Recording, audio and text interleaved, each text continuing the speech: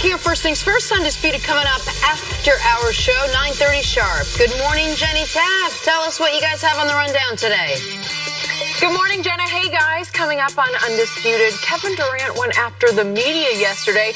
Was he out of line for his tirade? And we'll also discuss all the latest Anthony Davis trade rumors. Plus, LeVar Ball is in studio with us. We will ask him if Lonzo will still be a Laker at the end of the day. I'm bracing myself for that one. Undisputed coming up next. Jenna, back to you. As well you should, Jenny. As well. That was well done. Time for us to go viral. No one was having more fun than the Nets bench last night in their big win against the Nuggets, but they might have met their match with the Warriors bench losing their minds on this Andre Iguodala corner three. Woo! This was really cool. He shoots it and looks behind it. Now, Steph Curry would typically do something like that. Now, Draymond just wish he can get his ball to go in.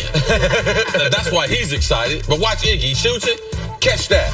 Oh, yeah. He does the pre-celebration celebration. Steph invented that. Yeah, well, these are the kind of things you have to do when you're on the Warriors. Make sure you keep the season fun, light. Man, the Spurs are 32-24. They've got one of the 10 best records in all of basketball. Lose Kawhi Leonard, no problem. Rinse, repeat, going to be there.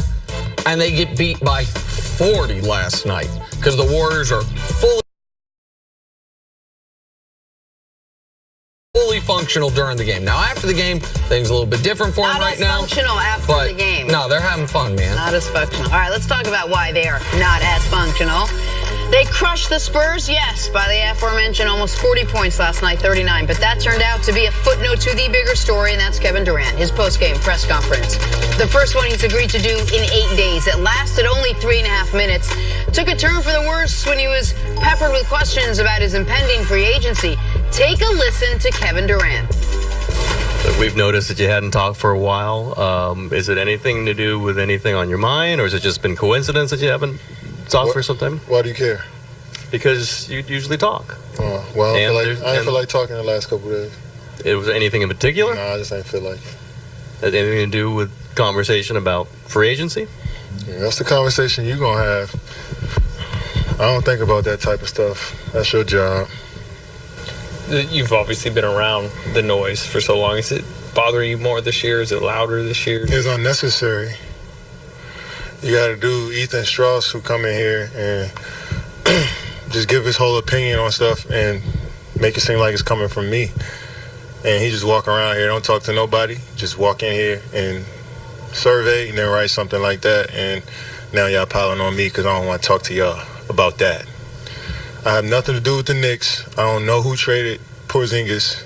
They got nothing to do with me. I'm trying to play basketball. Y'all come in here every day, ask me about free agency, ask my teammates, my coaches, you rile up the fans about it. Y'all, let us play basketball. That's all I'm saying. And now when I don't want to talk to y'all, it's a problem with me. Come on, man. Grow up. Grow up. Yeah, you grow up. Come on, bro. I come in here and go to work every day. I don't cause no problems.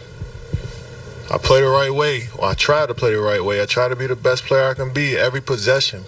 What's the problem? What am I doing to y'all? You weren't talking. So, who are you? Why do I got to talk to you? Tell me. Is that going to help me do my job better?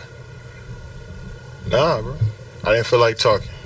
I mean, how are you playing? How's the team playing in the last couple weeks? I'm done. You know you don't care about that. I just asked you.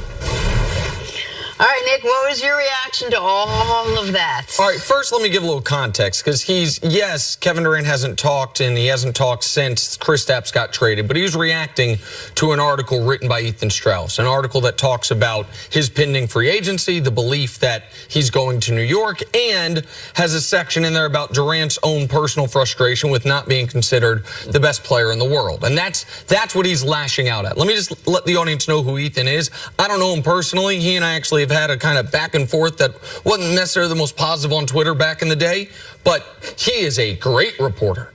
He's a reporter that when he got laid off by ESPN, Steve Kerr did a press conference talking about what an outrage he thought this guy got laid off. The Athletic then scooped him up. He's covered this team longer than KD's been on this team.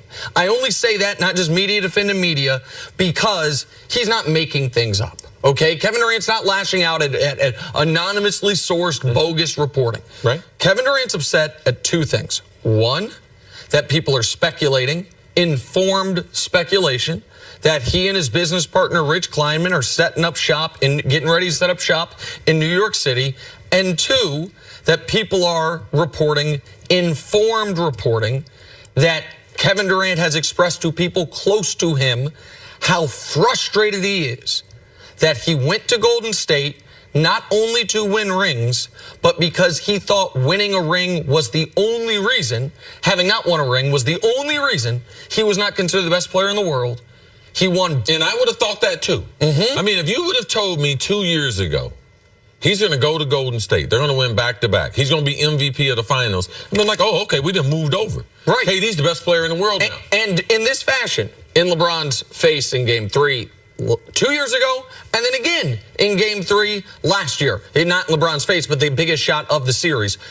And yet, what happened was LeBron 2 years ago elevated his game in the playoffs to a whole new level. Last year was a level the likes of which we've never seen.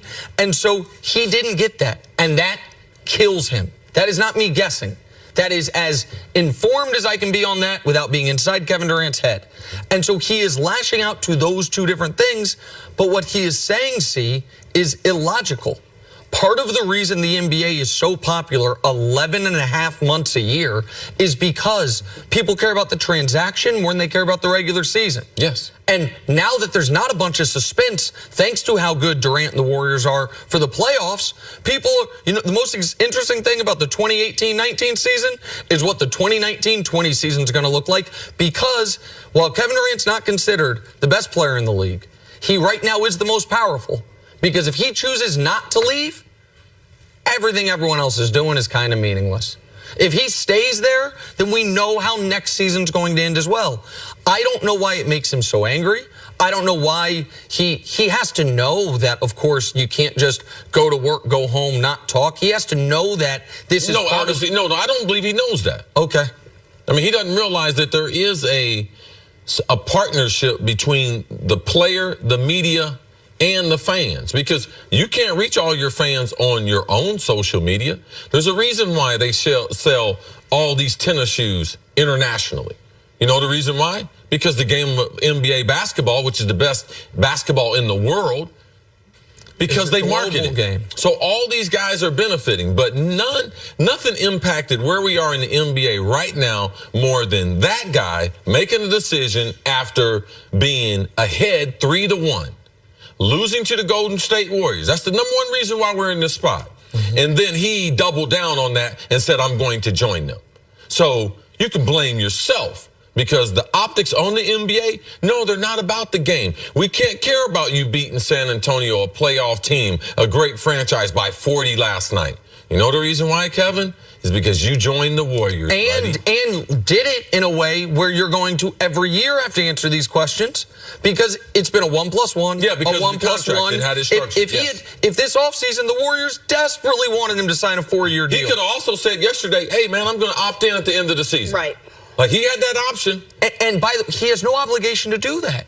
But he does have an obligation just to be aware this is what is the most interesting part of the league right now, the transaction. It is a testament to the Warriors' dominance that is more, because in 2016, there was speculation about where Durant might go, right? And by the way, LeBron was on a 1+1. There's speculation, would he, if they could, when the Warriors were on their way to 73 wins, would he leave Cleveland again? But it wasn't deafening, because we thought OKC could get their first title. Would the Warriors win back-to-back? Could LeBron win his first in Cleveland? And how he was handling it with the local media, that he wasn't going to be discussing it. And he also didn't have a teammate that told him in the middle of the game, why don't you leave right now, compared to wait until the summer. How much of this changes if he comes to New York, though? The media is going to be as bad, if not worse, as far as at least wanting to be there every day in his face. Look, there's the pressure's on you just as much, and it might be a little harder to win. Well, this is where Kevin Durant, and this is where I actually empathize with Kevin Durant. Kevin Durant really does just want to go play basketball. That part is true. He wants to play basketball. When he says it almost sounded to me childlike when he's like, "What? I play basketball the right way. I try to." Like he really. And he's not a bad person. No, he's a good dude. Actually, the burner accounts don't make you a bad dude. It makes you a little maybe confused. But he's a good guy. He's an incredibly charitable guy, and really just does want to play basketball. But he also and this is not speculation by me. I know this. He, since 2013, has believed, damn it, I'm the best in the world at this. Why will no one say it? And the people around him, his circle, understandably says, you're the best in the world at this. Why will no one say it? In 2013, he told Sports Illustrated, I'm sick of being second. I lost LeBron in the finals, second pick of the draft, coming second the MVP every year to LeBron. I'm sick of it. He then won an MVP. It's like, oh, it's my turn? No, it's Steph's turn. And then stayed LeBron's turn. And so he did what he thought. I think he made an uncomfortable decision going to Golden State. Tarnished his personal brand, took more criticism than he'd ever taken because I'm going to get that ring and everyone's going to shut up. And now it's 2019 and Ethan Strauss is writing, not only am I second in the league, I'm second to Nike. Nike won't even say I'm number one. And he lashed out. But what he said was irrational. Wait, why do you care? What are you talking about? He says, we cut it off, part of it. But he says, see, ask me about basketball. If you guys want to talk about basketball, ask me about basketball. Oh, he asked him a good question. The reporter says, how do you feel like you're playing? How's the team playing the last couple of weeks?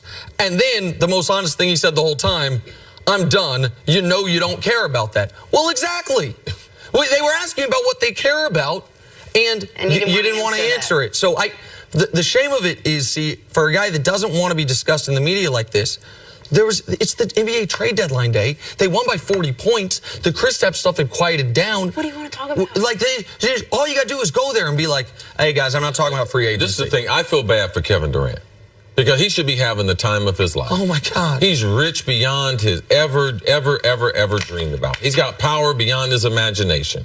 And because he made that decision, we are where we are, man. It ain't about the game. It's about the transactions now. All right, we got to go. We'll see what happens. 3